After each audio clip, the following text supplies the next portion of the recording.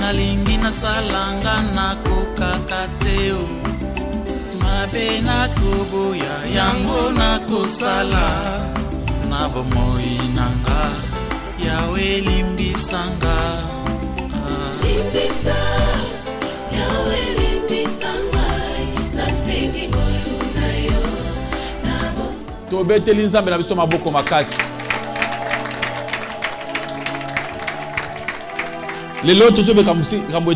Comment reconnaître le fruit des faux prophètes? Bible dans Matthieu chapitre 7, à partir du verset 15 à 16. Et le dit, gardez-vous des faux prophètes. Ils viennent en vous en vêtements de brebis, mais au-dedans ce sont des loups. Vous les reconnaîtrez par leurs fruits. Matthieu chapitre 7, verset 15 à 16. Comment reconnaître le fruit des faux prophètes? Ce n'est pas facile. Il y a pour reconnaître ma fruit. Tant que vous avez kati elanga, oyo ba tukolo na banzete. Ba muna ka ba fruit, tant que vous monango, vous avez l'expérience na yango. Pona koyeba ba fruit, koyeba ba mbuma, il y a ba faux prophètes, ils en a trois principes. Oyo ko permettre à biso pona koyeba mbuma ya ba sali oyo ya lokota. Ces trois principes ezali les caractères, les credos et les convertis.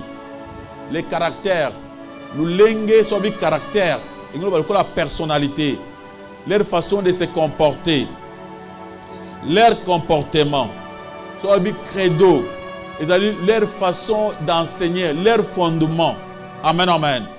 Fondement na bango, origine na bango, évangile na bango, matière na bango. Quand on parle de les convertis, leur façon de se repentir, façon na bango, repentance na bango, eza ndengenin, changement, se convertir, ça dit changer, leur façon de changer. Avec ces trois points, eza minene.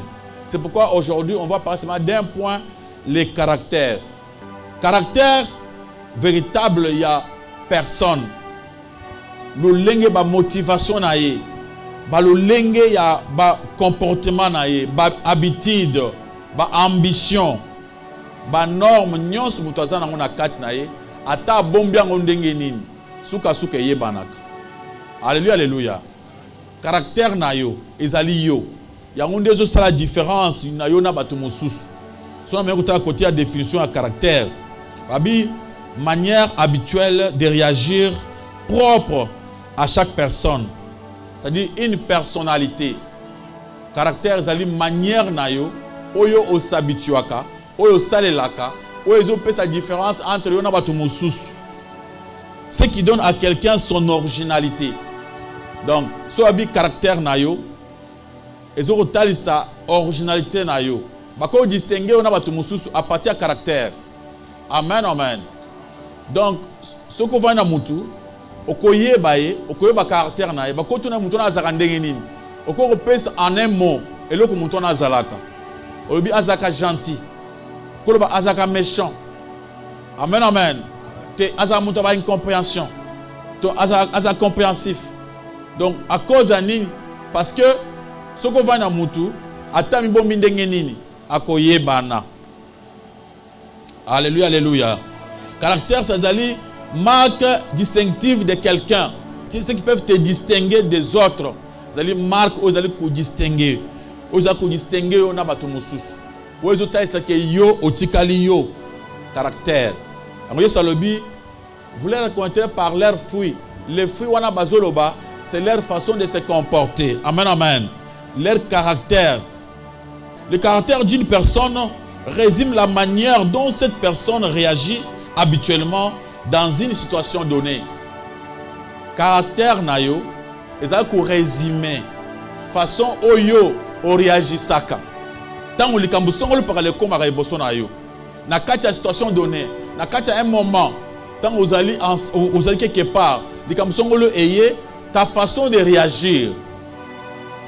Alléluia. Amen, amen. Beaucoup de gens quelque part, même ceux qui vous allez quelque part, vous allez quelque part, les salami. Ceux qui salami, vous allez ensemble. Comme on a plusieurs réactions. Nous à réagir selon le caractère naïf. Il y a d'autres personnes très patientes. Les salami, ils sont patients, ils vont répondre. Il y a des gens qui ont sang chaud. Une fois que vous avez un bandit, il y a ça à réagir. Comme que non, comme la différence, il y a bino. Na likambo boko yetuko salama la façon ya agir et que c'est amen amen. Alléluia. Le caractère a besoin des allez pour résumer ma manière nous se ça que mutu a ko réagir na katia situation songolo pakala. Ensemble des dispositions affectives, des contrastes selon lesquels un sujet réagit à son milieu qui compose sa personnalité.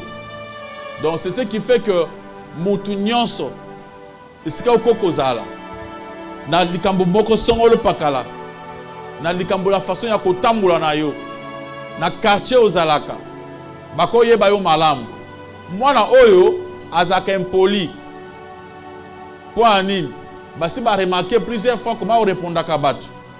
Alléluia alléluia. Bato bakuza na lopango moko bozala si mapango ezaka bozala ba locataire ebele okomona boye bani ba caractère babi et pas na ye ata soko koleka na porte na ete ya zaka bien te basi ba yebi ke ye azana ba réaction à mabe on a ate et pas kingani azaka gentil soki pas na ye ayebi ko yamba bato ta ye kuna ye vraiment azaka boye nde balobi comportement wana c'est caractéristique wana nde ko pousser biso to yeba bato. Amen amen. Bato sou bazaka ba ambitieux, bato sou bazaka ba orgueilleux, bato sou bazaka ba vantard, bato sou bazaka ba humble. Alléluia alléluia. Ça dit éco caractériser yo. Yo pe il faut au lingane to parler c'est mo to baki awa la reconnaissance. Il faut se connaître. Connaître vos points faibles, na vos points forts. Donc mutu nyonso azana ba caractère ya malamu de fois na ya mabe sangani mais il faut que yeba ya mabe pour combattre ngo mabe za watu suba za azana caractère mo azo mi yeba te ayebi caractère na été ayebi comportement na été azo yeba personnalité na ye moko te ayebi point faible te ayebi point fort te ouais, ce n'est pas être un homme azana muntu amitanga même ye moko. Alléluia alléluia. Maboko makasi pa lokomo na nkole su masia. Dans le livre de Luc chapitre 3, à partir du verset 8, au côté jusqu'à verset 14, Jean-Baptiste en train de baptiser les gens. Nakatia mai, batubazo poussana, après atali amuni les Sadducéens et les pharisiens qui venaient aussi pour se faire baptiser. Et tant Jean zomo na bango, albina bango hypocrite, a qualifié bango na ba hypocrite. Alléluia alléluia. Abi boza ba hypocrite, mais il faut produire mbuma digne à repentance. C'est-à-dire bango, basaki na caractéristique na bango basaki ba hypocrite. Les hypocrites ce sont des acteurs. Amen amen. Un hypocrite azamuntu à cause de place na yo asai lokola yo. À cause de théâtre, amiche na place à muntu moko boy. Amiche na théâtre un patron. Amiche na théâtre un homme gentil. Amiche ne mona des fois botaka na ba film ba novelas. Batona mona na ba comportement ba salaka, muni muntu moko très bon, très gentil, mais en réalité il n'est pas cela. Là il le fait seulement pour un film, il le fait pour les autres, mais ce n'est pas ce qu'il est. Ce qui au moni après que ça la film OK pembeni au kamwa keno, on yima que muntu na za bongo. Tu okoma na kati ya film ba pese maela batu mususu a imiter. Azomi ça lokola meza isa yangote. Alors Jean alobina bango hypocrite. C'est-à-dire les Sadducéens et les pharisiens, on est dans Luc chapitre 3, verset 8 jusqu'au verset 14. Les Sadducéens et les pharisiens étaient des hypocrites. Ils ne venaient pas pour se repentir. C'était ça leur caractéristique. Amen, amen. Et après, il y avait des gens qui commençaient à poser des questions. Ma foule m'a posé une question. Alors, maître, alors, biso, toko salanini. Alors, binabango, azotisa bango lolenge ya kozala. Abengi ba sadducéens na ba pharisiens des hypocrites. Alors full temps ba tune question tokosa sko nini pour tout la kola ba na nzambe. Alobi oyo azana bilamba mibale akabela muninga wazangi moko. Wazana eloko akolia asunga muninga. Basoda pe bapusani. Balobi alors biso pe tokosa nini pour tout la penza ba tosambelaka. Alobi na bango bosaka mibeko ya mboka. Bo banda ko posela bato makambo te. Bo banda kuluka koleka oyo batindi bino te. Après abandé ko sala selon catégorie ya bato. Ba publicain, bato en pack, bato DG cap ba pusani. Ba poser question et pas Jean-Baptiste. Toko sala pe nini? Bato impôt. Abina bango bino bo banda kolekisa ba montant impôt te. Senga muntu impôt ndenge ezalaka. Parce bande kona bazaka soka ile pona impôt. Place ba $500 na l'état, ya achi ba $5,000. Bandi débat moko likolo et personne trouble. Tu peux fuir. Zokande problème place wana na l'état ezaka $100. Mais ezali bandi kala. Yango Jean-Baptiste depuis na tango wana ça fait plus de 2000 ans, Jean-Baptiste a fait son conseil à lobby pour na bino et sengeli ko pesa mutu pa ko ndenge l'état sengi. Ko lekisaka te ko débordaka te. Alléluia, alléluia. Tu peux lire dans le livre de Jacques. Jacques chapitre 2, on peut nous lire ça à partir du verset 15. Jacques Azot Talisa Bisso. Que la foi, il faut en avoir œuvre. La foi sans œuvre, ezali natina te. Mon frère, de Lucas 1 Jean 3. Jacques Azot Banabisso. Koloba kenandimeli nzambe, ça ne suffit toujours pas. Alléluia, alléluia. Même les démons aussi. Mais ce qui compte, c'est la foi, le mettre en pratique. Alors quand on ne pratique pas, alléluia, alléluia, quand on ne pratique pas, on n'est pas vraiment un enfant de Dieu. Yango Jacques Atukolobi, montre-moi tes œuvres. Ici, il parle des œuvres de la foi. Abi, la foi sans œuvre est morte. Ceux qui m'ont dit andima, mais azana ba caractère ya batwa mukili. Azo se comporter le kola muntu asambe la kate, muntu wana vraiment andimité. Muntu andimi ya solo aza muntu oyo a se comportaka, azali comme marcher digne d'un enfant de Dieu. Alors c'est pourquoi Jean alobi bo porter ba fruit. Porter des fruits dignes de repentance. Jacques alobi il faut montrer les œuvres. À Jacques Alumba, œuvre, la façon, il y a notre vie, l'amour. L'amour est une caractéristique à mon aîné qui prouve que Moutoyo Azaï Zambe. Celui qui aime les autres, ils ont un malobate, ils ont un partage. Parce que quand tu aimes quelqu'un, tu vas commencer à partager avec lui. Tu peux penser à lui faire du bien. Alléluia. Amen, amen. Yangona Jacques a insisté. Abi, crois-tu en Dieu? Donc il faut si on croit vraiment en Dieu, si on est vraiment un enfant de Dieu, on est obligé aussi d'aimer les autres, de pratiquer la foi. Jacques a expliqué comment Abraham Bandima qui a la kondima, c'est parce qu'il avait donné. Il y a des gens même qui nous mentent ici qui sont à l'église à Kangote. S'il a son argent, il mange, il bouffe ça ailleurs. Il vient seulement à l'église pour prier. Cela prouve qu'il n'a pas la foi, qu'il n'aime pas cette église. Si vous aimez cette église, vous allez commencer à partager les moindres que vous avez. Namuke Ozanango, tu vas commencer à partager avec ton église. C'est ce qu'Abraham avait fait. Il avait donné son fils unique à Dieu. Et tant on appelle ce qui m'a en aillé, cette action-là, c'est ce qui a fait qu'il va bien Abraham Azana Kondima. Parce qu'il avait pratiqué. Donc, les caractères, ils allaient pratiquer comportement, ils sont visibles. Ils sont pas sa prophétie. Mais ça se voit à l'œil. Ce caractère, ils allaient à Mabé, c'est-à-dire vraiment tu n'étais pas encore repenti. Ils allaient que ce que mon toyo Azan Zambete. 1 Jean 3, verset 17 à 18, c'est un premier verset. 1 Jean chapitre 3, verset 17 à 18. Nous lisons au nom de Jésus-Christ. Amen.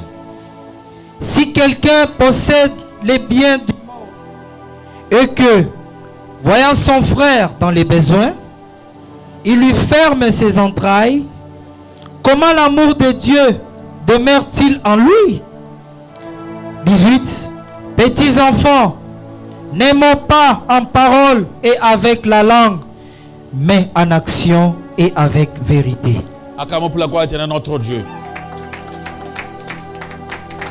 Balobi, ceux qui mutu azana ba bien, azana mbongo, mais ceux qui muninga moko azana passe à sengie ya pesité, mutu wana nana ebi nzambete. Ceux qui mutu azana occasion ya kosala bolam, ya kosunga, azoko kosunga te. Il y a des gens comme ça, tant que na kosambela, bazaka ba pesa bango. Bango ba kanisa te pe ko pesa baninga. C'est-à-dire batwana ngobongoli motema te. Donc ceux qui ont prêché, balobi, muntu azana bilamba mi balé, na kati ya miso na zangi bilamba mi balé. Amen, amen. Babi muntu azana babika mi balé, il peut donner déjà. Mais il y a des gens, yé, azana poussa ne pas pesa et tant on va zo pesa oui, papa passer au thé malam. Faut pas toi kaba. Balobi yo ou kaba. Amen, amen. Babi batute yo. Babi ozala capable yako muke ozanango partager avec les autres. C'est ce qui va prouver que vraiment tu pries. Ce qui prouve que tu pries, c'est la façon dont ozo misa musolo na yo, ozo mi pesa énergie na yo pour soutenir que Eva Nzambe kende liboso, pour soutenir les amis, pour être en bon terme, en bonne relation avec les autres. C'est ce qui prouve que muntu oyo azali na bonzambe. Yango Jean alobi na biso bilenge bomikosa te, bolingwa munoko te, mais bolingwa misala. Amen. Bolingo ya munoko te, mais bolingwa misala. Eza caractéristique, c'est-à-dire bizaleli.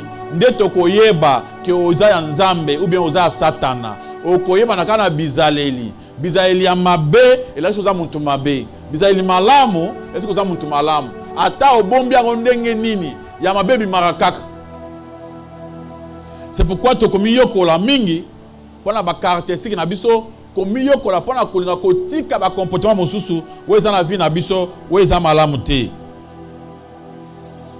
1 Jean 4 verset 20 lobi, celui qui n'aime pas ne connaît pas Dieu. Celui qui ne pratique pas le bien, qui ne fait pas ba œuvre malamu ya kosunga baninga muntu wana yebi Nzambe te. Celui qui ne se donne pas le temps pour la kotika ba vie mabe, celui qui ne se donne pas le temps pour la prière, celui qui ne se fait pas de soucis pour faire la lecture biblique, celui qui ne se fait pas de soucis pour les autres, il n'est pas digne.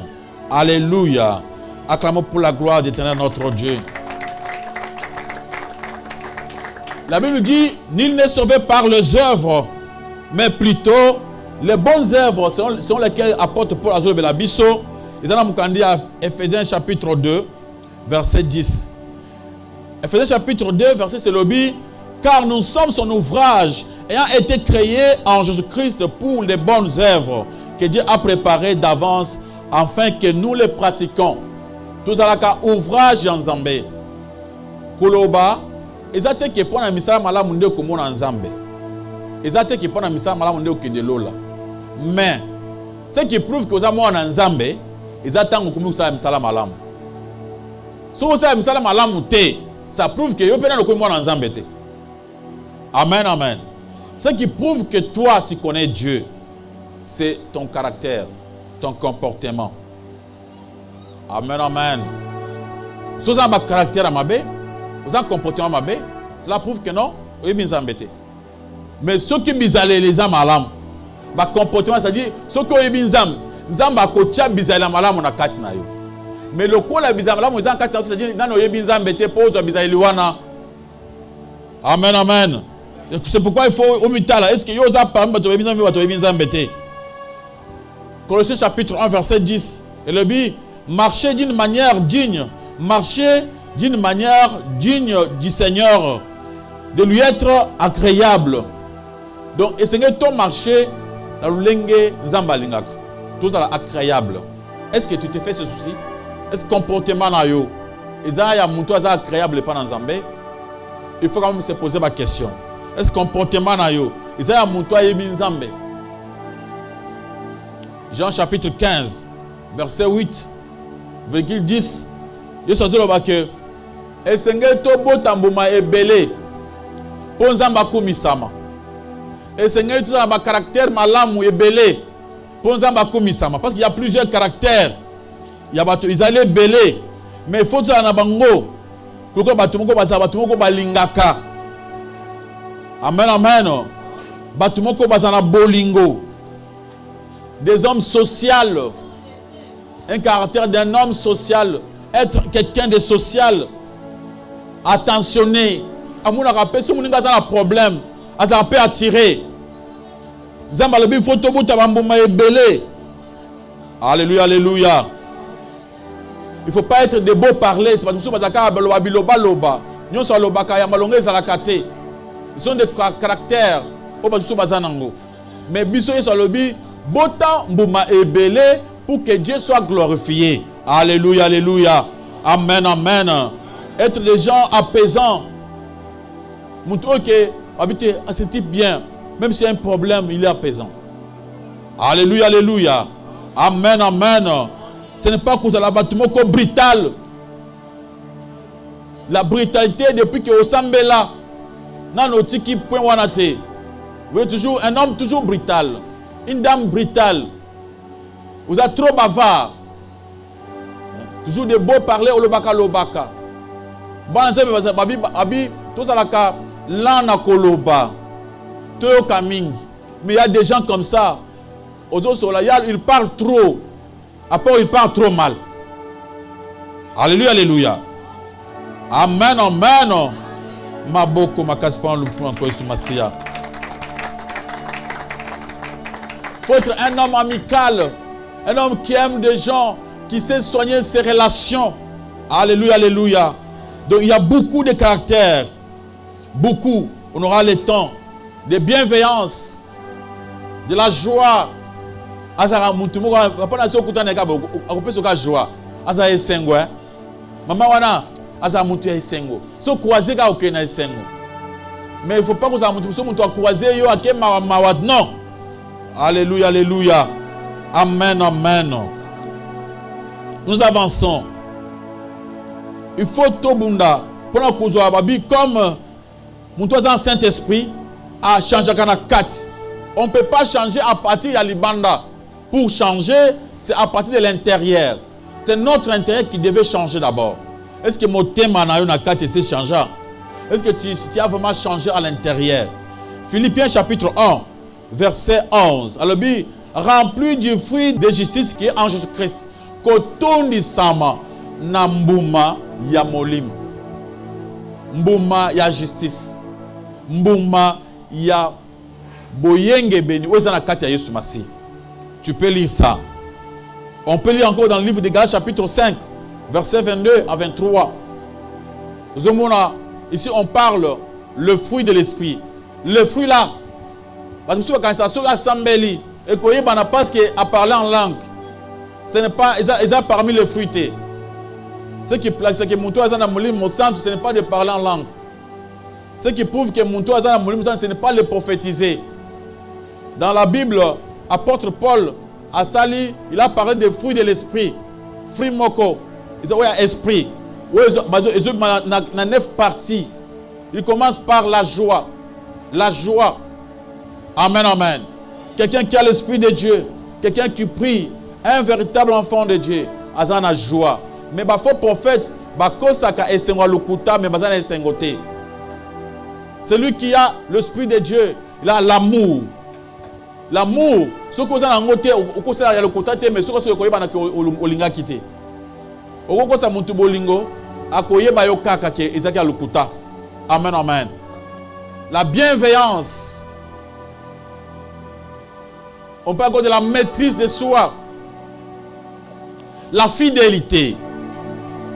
Alléluia, alléluia. Ce sont des fruits. Vous les comptez par leurs fruits.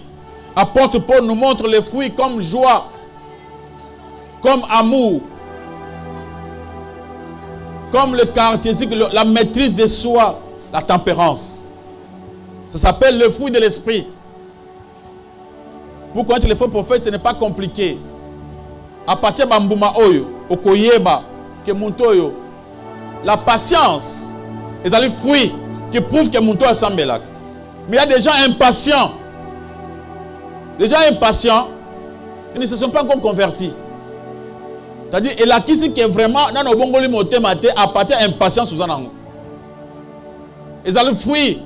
Là, qui c'est qui est vraiment, tu ne t'es pas encore bien repenti. Alléluia, alléluia. La douceur.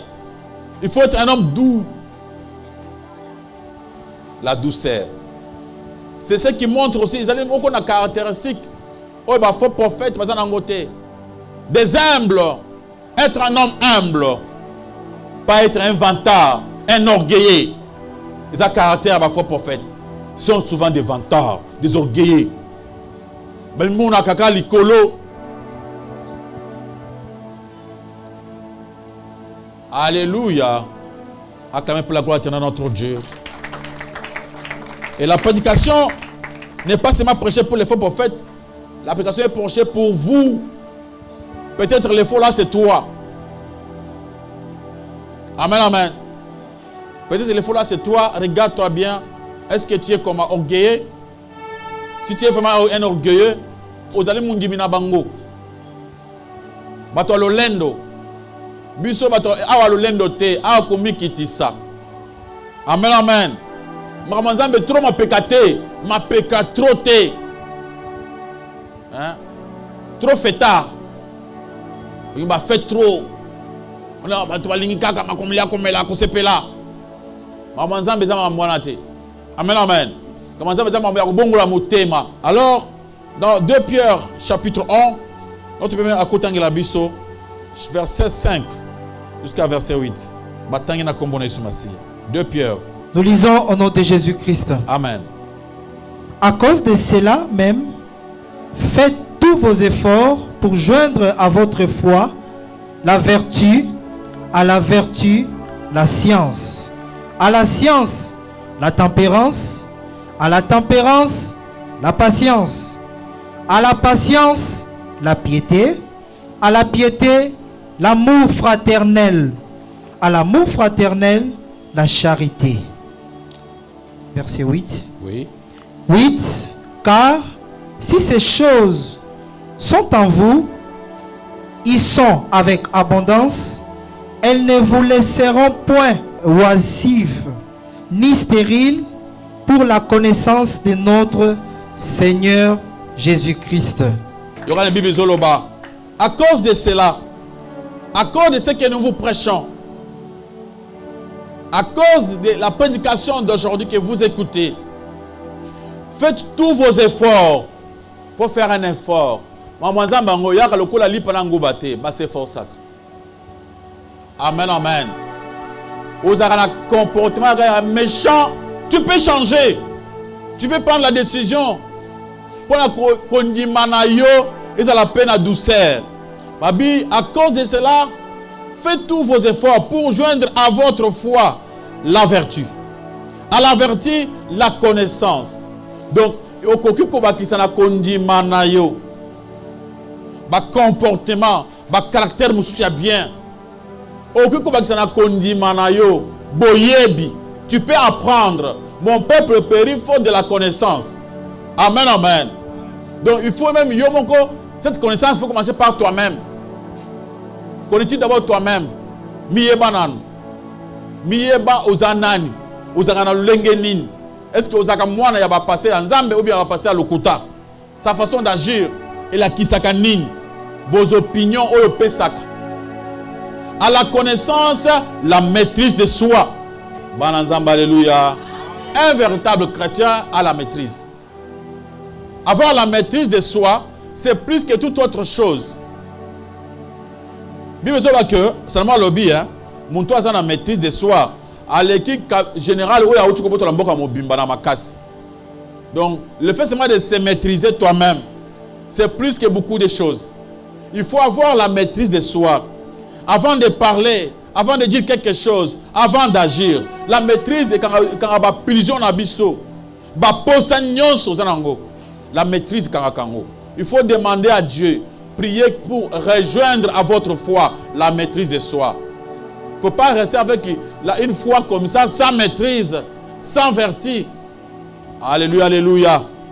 Amen, amen. Abi, la maîtrise de soi. À la maîtrise de soi, la patience. Avoir la maîtrise, et avec cette maîtrise, il faut avoir la patience. Vous patientez aussi. À la patience, c'est aussi la piété. Misalam alam. La piété, c'est de se contenter de ce que vous êtes. D'accepter que Dieu est bon. De vous avoir créé ce que vous êtes. À la piété, l'amitié. Il faut être aussi... Il y a des gens comme ça, très désintéressants. Ils n'ont pas besoin des autres. Ils ne s'approchent pas des autres. Vous avez musika na bato. Bato ba pousse un peu na haute. Yo après prière, on a makambote. Ya kwenda pana yo. Bonjour, bonjour, bonjour, bonjour, bonjour, bonjour. OK. Tant que tu peux mbote na ja, mon ja ça te fait déjà mal. Babi, à la piété, l'amitié. D'abord, à la foi, rejoindre les vertus, après vertu, la connaissance, après connaissance, la maîtrise de soi, après la maîtrise de soi, la patience, après la patience, la piété. Amen, amen. Babi, il faut faire un effort. On ne t'a dit pas que d'aller dormir en tant que comaté. Alléluia, alléluia. Faire un effort pour être un homme apaisant. Faire un effort pour être un homme compatissant. Qui sait compatir avec les autres. Vous allez effort pour la moutou oyo, vous allez monter ma monnaie. Faire un effort pour la moutou à limbisaka. Alléluia, alléluia. Tu vas commencer à pardonner aux gens. Toi, tu appelles quelqu'un, tu dis je te pardonne. C'est un effort que tu fais. Et tu lui pardonnes, tu lui fais du bien. Tu fais un effort pour faire du bien. Bien aimé, attends de monter mes os lingatés, mais sans os pratiquer. C'est ce que Dieu fait. Pour kabela muntu eloko, ezali pena ngobate. Basa ke fort. Balanzamba alléluia. Kuza Argentina batu, ezali pena ngobate. Yo kuza ozana ovandi boye, ozana makambo musu ezo tungisa yo, ya ye o, aina makambo na ye. Donc moi ezali pena ngobate pour OPC temps bo solona ye. Il faut faire un effort, il faut s'efforcer. Il ne faut pas se laisser faire. Alléluia, alléluia. Pambate okotika la mundimi ya mabe. À la piété, l'amitié. La fraternité. L'amitié fraternelle. Et l'amitié fraternelle, l'amour. À la piété, l'amitié fraternelle. Quand on dit l'amitié fraternelle, esengeli ba Christo, balinga na bango na bango. Mais je vous dis, les faux prophètes, il y a les bossons, ils n'ont pas l'amour. Et les deux, ils sont très orgueilleux. Bazaramingi très licolo, batus wazanase. Ils n'ont pas vraiment l'amitié. Ce sont des manipulateurs. Ils ont l'envie d'exploiter les autres. Alléluia, alléluia. Ce sont des lourds ravisseurs. Ils pensent qu'il y a l'argent. Dans leur prédication, on parle que pour gagner de l'argent. Ça veut dire, si ces choses sont en vous, et ils sont avec abondance, et ne vous laissera point oisif, ni stérile pour la connaissance de notre Seigneur Jésus-Christ. Si vous avez makambo oyo, okomona ke oza stérilité. Et quand tu pas maté, bon zambé ce que tu vas na kofuluka yango moko na kat na yo. Acclamez pour la gloire du Seigneur notre Jésus-Christ. Mais voilà maintenant le fruit des faux enseignants. 2 Pierre chapitre 2, verset 18. Mon frère, tu peux lire ça. 2 Pierre chapitre 2, verset 18 à 19. 2 Pierre chapitre 2, verset 18 à 19. Nous lisons au nom de Jésus-Christ. Amen. Avec des discours enflés de vanité, ils amorcent par les convoitises de la chair, par les dissolutions, ceux qui viennent à peine d'échapper aux hommes qui vivent dans l'égarement. Ils leur promettent la liberté quand ils sont eux-mêmes esclaves de la corruption. Car chacun est esclave de ce qui a triomphé de lui. Acclamons pour la gloire éternelle notre Dieu. Babi, avec des discours enflés de vanité, il amorce par la convoitise de la chair, par les dérèglements de ceux qui viennent à peine d'échapper aux hommes qui viennent dans le égarement.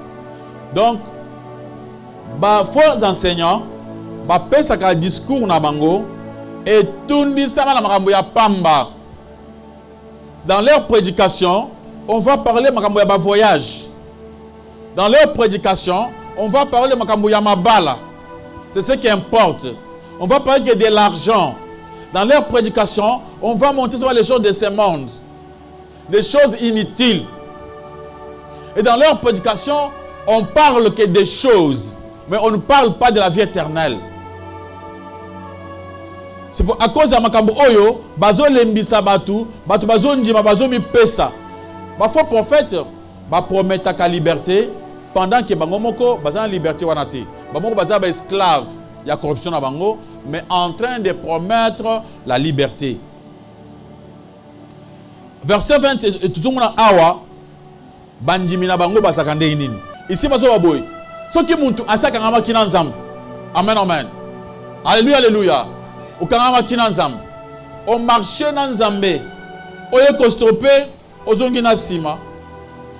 Donc écoute malamu sambela te. Amen amen. C'était bien oui bakutu nzambe te. Que oye banzam ou avancer. Le verset 20. Verset 20-21. Ou avancer ozongi sima. C'est ça le comportement ya bandimi oyo baza mal prêché. Bato baza bayoki mate ya mabe bakotaka bake bakomi na suka bazongi. Pourquoi? Bako promettre le mariage wala soki ezwami no kite okotika. Ba promettre biloko moko ya mukili. Après biloko so landi biloko na ozwi yango te soko kozonga sima. Les versets vous pouvez lire au nom de Jésus. 2 Pierre chapitre 2 versets 20 à 22. En effet, si après s'être retiré des souillures du monde par la connaissance du Seigneur et Sauveur Jésus-Christ, ils s'y engagent de nouveau et sont vaincus, leur dernière condition est pire que la première. 21. Car mieux valait pour eux n'avoir pas connu la voie de la justice que de se détourner après l'avoir connu du saint commandement qui leur avait été donné. Ah, il y a des gens, on appelle des apostates. Ce sont des gens qui ont andimeli nzambe, ayebi nzambe, apa zongisim. Batu ya bongo, baza comparer le kola mbwa oyo allié, ce koyo asanzi. Tango asanzi, azongi subi sanza, abandi su kolia. Zakola ngulu oyo bazui, basokoli eti akomi propre. Azongi su na potopoto, akia kosakana. Nde batu ya bongo. Donc pourquoi? Parce que discours bate bango, c'est un discours ya vanité, ya biloko mukili. Est-ce que mon frère, ma soeur, regarde-toi. Est-ce que vous avez parmi prophètes bazo ba oyo? Banazamba Eloya. C'est-à-dire vous avez quelqu'un oyo au bon la motem. Avancer, ozongeli makamuna kalawana. Ozongelango. Oyo sus, obongoli motem. Après ozongi sus, ozongelango. Balobi kutu malamu kutu oyo batanzambe te. Mais aujourd'hui, Zambalobi, faites un effort. Il faut faire un effort. Il ne faut pas se laisser faire. N'attendez pas la manne du ciel. Ça là est fort pour avancer. Ça là est fort. Parce que ma foi prophète, bazo marché na kati ya mamoketeli ba mbongo ba prestige, baza na pousser na pouvoir, baza na pousser na popularité, c'est ce qui compte pour eux. Vous les rencontrez par leurs fruits. Le premier tobi, tout ce caractère, le kola moko na fruit pour na koyo bango. Dans caractère tomoni, baza batu oyo, bazali na posé ya mbongo, balingaka prestige, balingaka reconnaissance, baza la reconnaissance, balingaka popularité, baza na poussé à pouvoir. Donc ce qui compte pour eux, baza le membre de l'église, pour baza na pouvoir. L'incens sexuel, basé occasion, il y a comme ça qui nous avec beaucoup de facilité. Alléluia, alléluia. Parce que quelqu'un qui devient un pasteur, un grand prophète, on a à se repentir vraiment. Ata bombian on nengenin. akosaka vignon surtout sur saka na mokili. Oki ko bomba mabe na oti na musika te. E koyeba na kaka. Au moins que on se repentir. Mulimo na Nzambe kota na kat na yo. Ceux qui vraiment na se repenta bien te. Mukolo moko kwafi bana kwafisha ba comportement oyo ya risque na muntu oyo na yebi Nzambe te. Ba comportement ya impudicité. Ba comportement ya arrogance. Ya orgueil. Ya muntu azana pusa ba betaka maboko. Ya lolendo. Alléluia, alléluia. Jean chapitre 7, verset 18 lobby. Celui qui parle de son propre chef cherche sa propre gloire. Mais, biso, il faut tout le pouvoir à Jésus-Christ. Le faux prophète, il se prêche. Il parle pour leur propre gloire. Il prêche pour leur propre gloire. Bazana poussa, bazana clamer, bazana poussa, bazana accepter. Nyon se basalaka, ils apprennent la gloire na bango moko. Acclamons pour la gloire éternelle notre Dieu, notre Seigneur. Beta aboko abi prendre le coup dans Nzambe. Amen. Je parlais sur les caractères. Le thème était comment reconnaître les fruits des faux prophètes. Après, on a soulevé 3 points. Les caractères, les credos et les convertis. Après, on a lobby les caractères. Les caractères, tolobi, caractère, ils allaient façon oyo, tokoye ba mutu penza, oyo ils ont distingué na ba musus. Caractère, tokenda ki kupona ko trouver na kati ya ba dictionnaire, pour expliquer mutu nyonso, ils allaient personnalité. Donc eloko ko bombate. Ata bombi yango lelo, soka soka koye ban. C'est-à-dire, c'est ta façon de voir les choses, ta façon de réagir, ba réaction na yo nyonso, ba comportement na yo. C'est ce qu'on appelle votre caractère. Alors, le but, caractère par rapport aux faux prophètes. Et tu peux comprendre que les faux prophètes, ils sont orgueilleux. Les faux prophètes, ils ont une popularité. Les faux prophètes, ils ont prêché pour la bango moko. Et on a montré balingaka batute. Bango balingi, bango banyata batuna mutu. Parce que mutu alingaka akitaka na niveau moko ya mutu.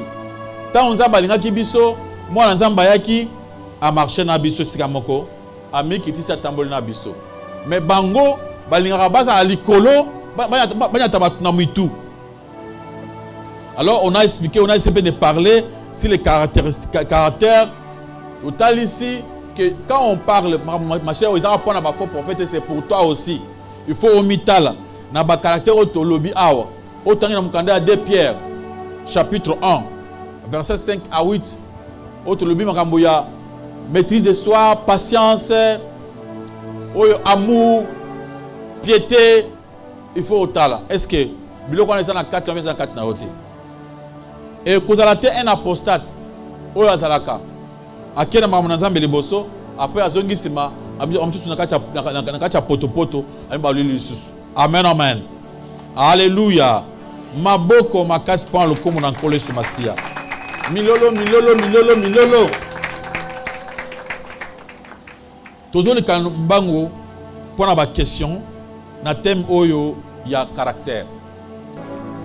Na mutu na ngana ngina tuna soki mutu alingi à se repentir. Pour se repentir bien, et sengela sani. Akina ndaku yemoko banda olela ap confesser, yemoko to ayapa mosala Nzambe abanda confesser mabene. Question mibale nalandaki pasteur moko azote ya alobi so ozana masumu okoka kotika te yaka azobelela apesipe na date oyo yazo yamba so ozana masumu oyo moni osalaka okoka kotika te kende abondela pona yo pona ndela landi mateya no est-ce que masumu okoka te wana faut kende pas pasteur abondela comme ceci là. Merci. La première question, comment se repentir? La repentance, c'est la porte. C'est ce qui nous permet d'entrer dans le royaume de Dieu. Tant que vous ne pas dans Nzambe, tant que vous parole de Dieu, la première des choses, Oui, mouli monzambe tindi karaita pendant à se repentir. Donc, à ce souci, ce qui prouve que Oyo Ayebi Nzambe, étant oiseau reconnaître que yé azaki mabe. Il faut comprendre que non, avant de se comporter mabe, il faut changer sa façon de se comporter. C'est ce qu'on appelle la repentance. Et la repentance, toujours on a mukanda ya acte.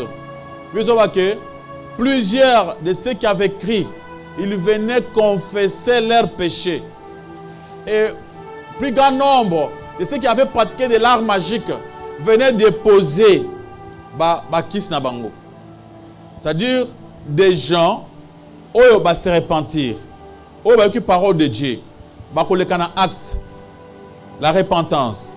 Maintenant, il faut avoir les œuvres de la repentance. C'est quand quelqu'un a une décision, il y a qu'on comprend d'abord que Azaki Mabe, et après, Azu Mabe wana o Azaki nango abimisi yango libanda. Maintenant, va réparer. Alors, confesser, il y a plusieurs cas. Il y a des fois que Moutou, Moubali, Azana ndako libala, abala, Azana bala basi musu libanda. Est-ce que abongoli motema? Ce n'est pas le problème, il y a pasteur. Et ça problème à ça qui pendant moi c'est un Moutou Azaki n'a problème oye à celle qui m'a bé. Donc Aza obligé d'aller demander à sa femme pardon pour lui dire que non, je ne suis pas ce que tu croyais. Je ne suis pas vraiment un homme fidèle comme tu le croyais. Je suis un homme bizarre. Et voilà ce que je faisais. Oye bakité. C'est ça la repentance. Moi non, ayiba kimbongo na ndako. Mukolwana mule bimi, tellement baboti, bazaka tendance à que bana bangonde bazaka ba parfait. Ce que ça na mwana ndeko na ndako na yo. Mbongo ebungi, mbala moko miso etaka mwana ndeko wana. Ezaka tendance pa baboti nyonso. So otunika okomona abandi kubenga awana liboso. Bana ba oya ye, bako yibate. Et mwana wana babokele mamuna nzoto ye muntu ayibaki nzoka nde yo muntu yibaki ovandi. Mukoloko ye banzam. Ofolo ka mwana mobali wana wazaki na ndako tango balabaki azamu yibi bakosele makambo wana.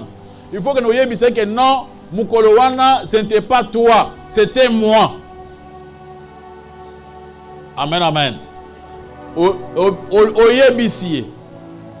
Ce qu'on dit que aux autres côté, tu peux venir demander le secours de ton pasteur pour t'aider, pour akende, basengelo mawa, mais pas mutuana. Le pasteur n'a rien à voir na makambo wana. Kinumba osala ki pona mwasi na yo. Pasteur azaki na souffrance mon côté. Et ça qui passait l'autre mon côté.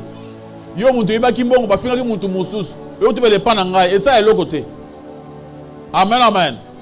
Donc muntu osala ki mabe à cause de hasard souté. Pour le moment, monde est comme le col à village. C'est très facile, même par téléphone. Tu peux l'appeler pour demander pardon. Tu peux faire les recherches pour voir son numéro de téléphone. Amen, amen. La repentance. C'est ça, le but. Si vous confessez, si vous parlez, quand on dit confesser, ça dit vous parlez de la bouche. Ndekwe, nasara ki boye, nasara ki boye. Comme ça, quand vous parlez, obimisango, tu ne dois pas confesser dans ta chambre. Botala mamu muto confesser dans la chambre. Natambo nanzela, muntu moko nyatinga lokolo. Alobi na motema nyama na yo na kei. Mais na yebisi ete. Ngamo alobi na motema na fingi ya na kei. Na tambo boye. To utata mutu nanzela kamoko ngesa na boye. To swani na to atana beti ata likofi aza mutu. Likofi pa séparé frère abumbi. Muntu wana pe kotia kendaka oyebite kotia pe okende eyebanite. Ye akeyo pe okei. Moyen au monde a eu blimis ezate. À ce moment-là, on vient chez le pasteur. L'homme de Dieu na salisson à l'église na biso. On a eu le kananzela, muntu wana nga leki ya singa lukanga bet na beti likofi yepe betinga likofi. Vraiment to bundaki.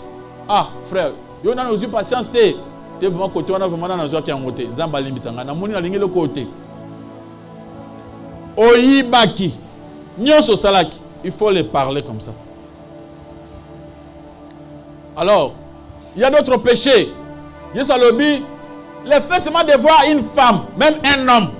Les gens croyaient seulement que c'était seulement les hommes de Balou Lakabasi. Basi Balou Lakamibali. Il y a des femmes aussi, attendez mobali boalou lié, mobali a battu quand si attend mobali na pourtant cet homme là est déjà marié.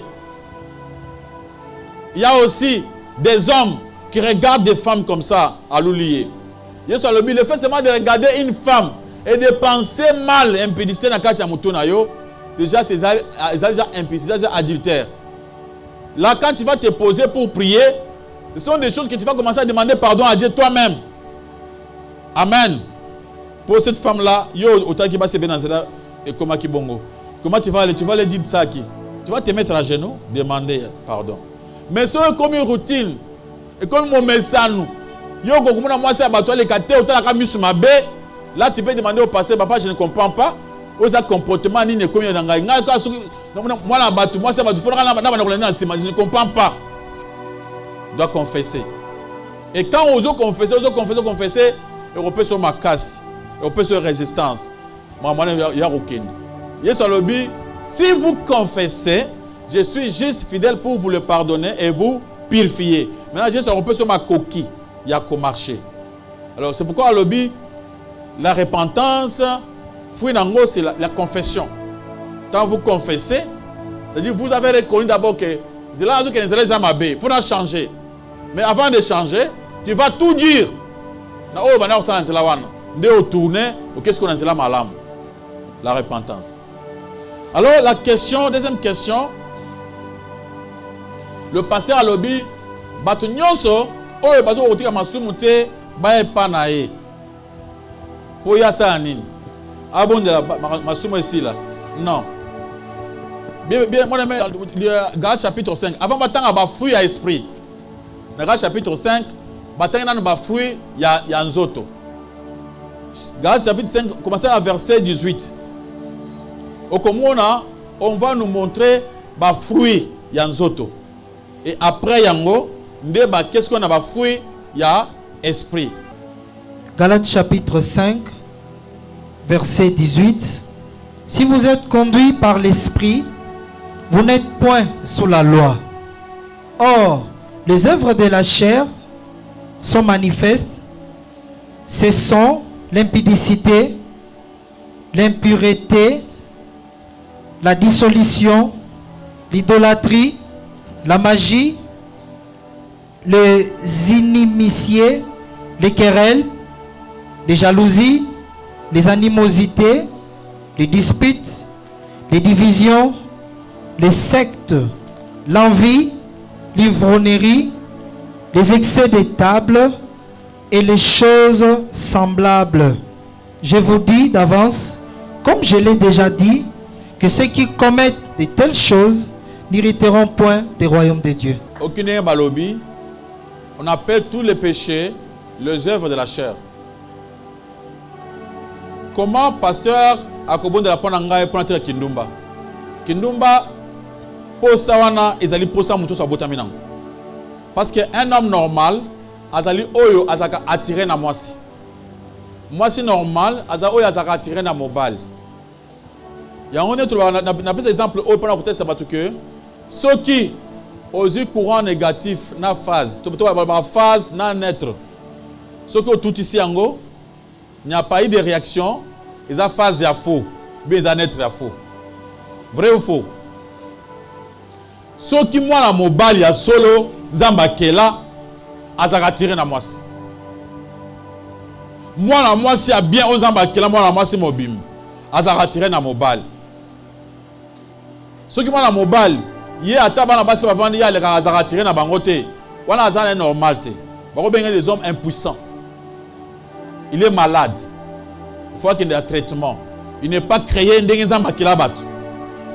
Il lui manque beaucoup de choses en lui. C'est une maladie. Il peut beaucoup prier pour que Azoyamu. Amen, amen. Parce que tout homme est attiré par les femmes. Et toutes les femmes sont attirées par les hommes. Ce sont les œuvres. Comme Melana Kolia. Ezanine. Posa. Posa. Donc, yo, bon de point nga, posa sili. Non. Ça demande des décisions. Yamakas. Apôtre Paul Lobi, malamu na lingina sa na kokate, mabena koboya, ya on a ça là. Abi pourquoi pas que dans mon corps, dans ma chair, biloko wana eza na kati ya nzoto. Apôtre Paul yemoko akufi na maladie pour avane ko kotika lolendo te. Zamba pese maladie moko anyokwami nango, zamba lobi maladie wana ko sila te pour que osala lolendo te. C'est-à-dire il avait aussi des défauts. Amen amen. Le problème c'est que mon toisan a défaut te. Mais il faut qu'on yeba yango pour combattre pe ko telemela yango. Ba nzamba alléluia. Oyiba défaut na yo. Au télémélango, au combattre. So lobi, osa kindumba lobi o posa. Bongo yo mutu alobi mutu zana posa. Batu nyonso yo, quand ndengo yo zoka ni bango ba yo ka peka ndengo yo moko zoka wana. Mais bango balobi pona nzambe to ko sala ngote. C'est pourquoi on a qui Joseph akima kimbango. Amen amen. Joseph, pourquoi il avait fui? Parce que avant ki wana, masolo ngesi là déjà. Oh Joseph tant avant ki ye moko aboyaki mais lokola omelaki place wana ya ngunde akweyaki moyo kandenge wana.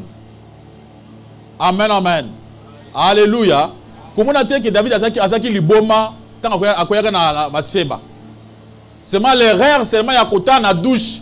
Komona mwasi bat na douche. Ata osana bango sang. Okobendana. Alors qu'est-ce qu'il faut faire? Fuir. La Bible dit ceci. Fuyez l'impudicité. Ce n'est pas qu'on vous prie pour que vous sachiez que nous... Non, on n'a pas dit cela. Bande quoi, alléluia. Balobi, qui nous bat ça nini? Kima.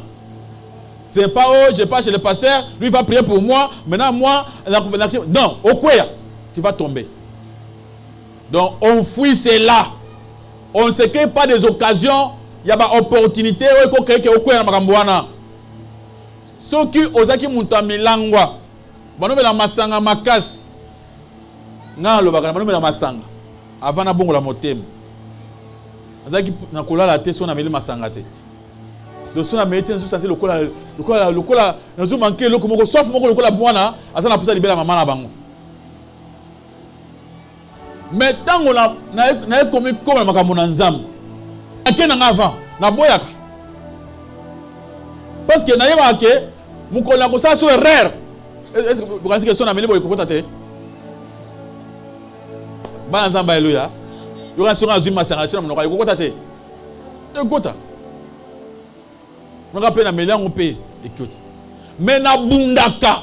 Lokola ngabi lokola za faiblesse nanga. Masanga ce que ezali so na tamala muninga za via masanga. Na tiki na boy ku kensika zalaki. Donc parce que na yebi keza faiblesse. Alors bako sauté. Yé pasteur wana oyo azusa bato maboko wana. Masumu ya saka asa système. Oche muntu maboko masumu esili comment? Même Yesu sala ki angote. Yesu alobi repentez-vous. Amen amen. Jean-Baptiste na botana na alobi bongola yonan yo zwa décision au bongola motema. Ko bongola motema ezaka passe. Ezaka souffrance. Ezala lokola ovandi na uzala nzala. Bazu biloko kitoko bachina mesa bi kolia te. Parce que baba ozo brûler. Vandi butala biloko kitoko boy ngaya kolia te. De balobi ekulusu yango wana. Bande ko alléluia. Yo ka insine nza boye. Omu likambo ezali wana, olingi pe o réagir. Hein? O sera moninga nyong. Omuni azo ko pesa mbongo wana te. Oza pe muntu ko kende ko kulutira ba problème makasi lobi na sambelaka na tiki bon autant autant c'est dire qui passe donc ba benga o ekulus donc ezali souffrance à chaque jour yango to tangi bible binen efforcez, faut faire un effort, efforcez-vous, bible bi exercez-vous sala mwandambwa footing pour que au sala bolam. Encore des questions? Question nangeza pona likambo ndoto.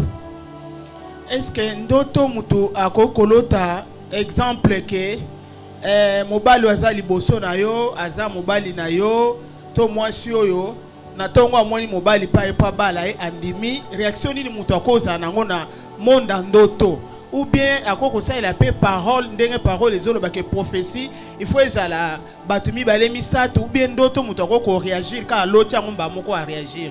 Question nanga ngwana yo za mwana mwasi omuli mwana mbali moko na ndoto aye kobala yo.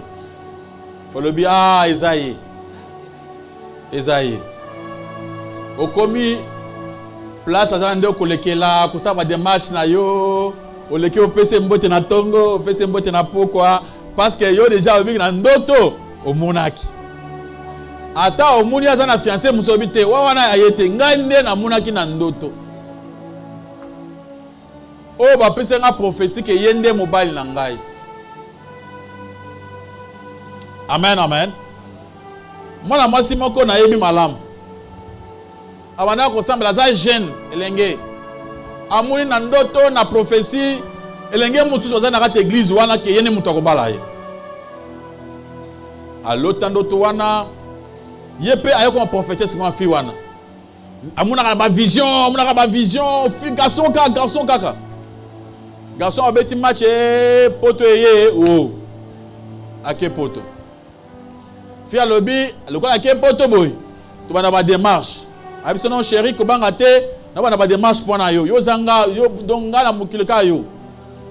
Bandi ba démarche, mama ya ba garçon alobi, mwana mwasi o te. Azu mwana mwasi mususu bru na poto wana baliye.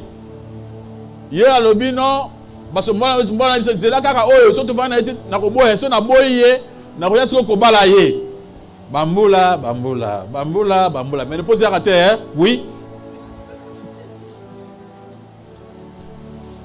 Moni ba bandoto. Na yebisa ke ngabi ma sœur. Oya okufa pa na mukili boye po na ndoto na ba prophétie. Makambo wana eza mambo bongo te. Eza mambo kutana na muntu pe otali botalani, o étudier makambo. Omoni ezo simba. Ukangami pe ukangami pe omoni ke ezo simba te.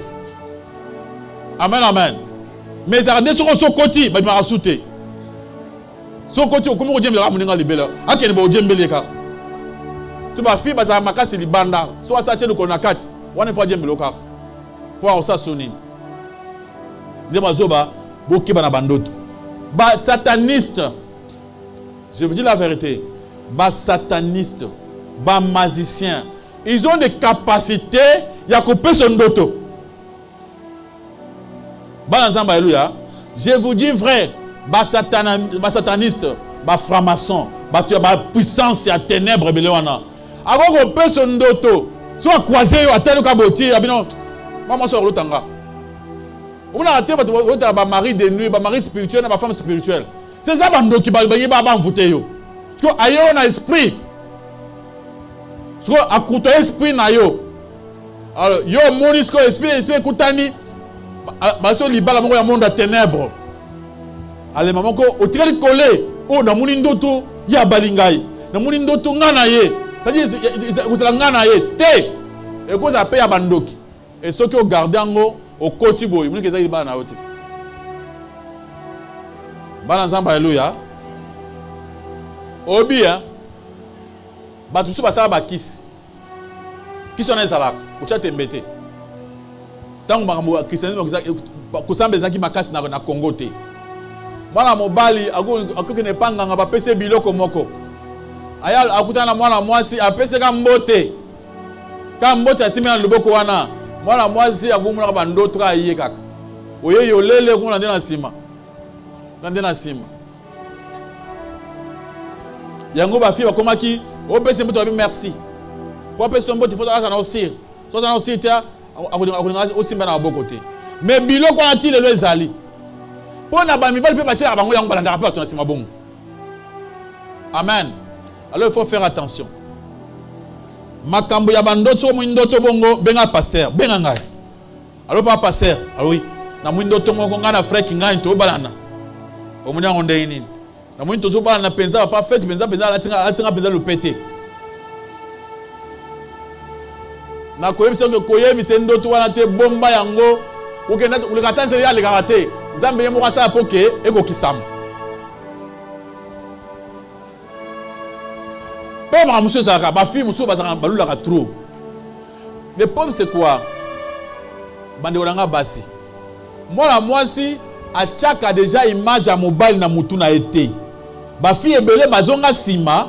Pourquoi acha image ya mobile atena azala boy tai boye mino katani azala na babeka nini zela mine. Aza moi zela mine. Hein? Aza moi boka mukusete, moi géant.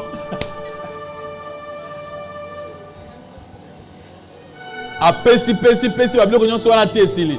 Et comme ça so gasukation ote, aboya vent.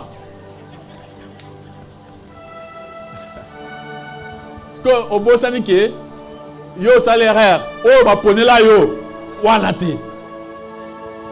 Ndeo kele ko pona yo ko yo moko kimi ponela yo moko o memi ngambo. Amen amen. Mobali malamu ezaka elongité. Alléluia. Côté mibali bataka bilongi te bilongi nde mobali nde akota elongi na yo. Yo mwana mwasi otaka bilongi eza erreur grave. Alléluia. Yo croiser mobali oyo muni azoluka za na posta na yo.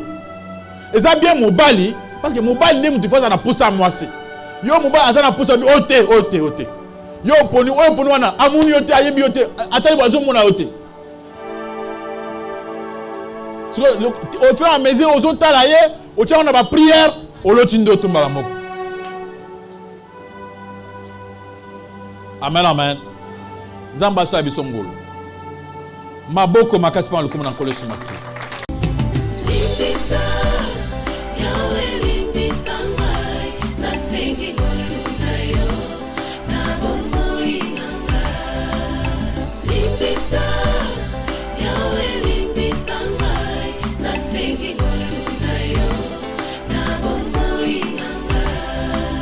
Malamu nalingi na salanga na kukakateo mabe na kubuya yango na kusala na bomoi nanga yawe limbisanga limbisa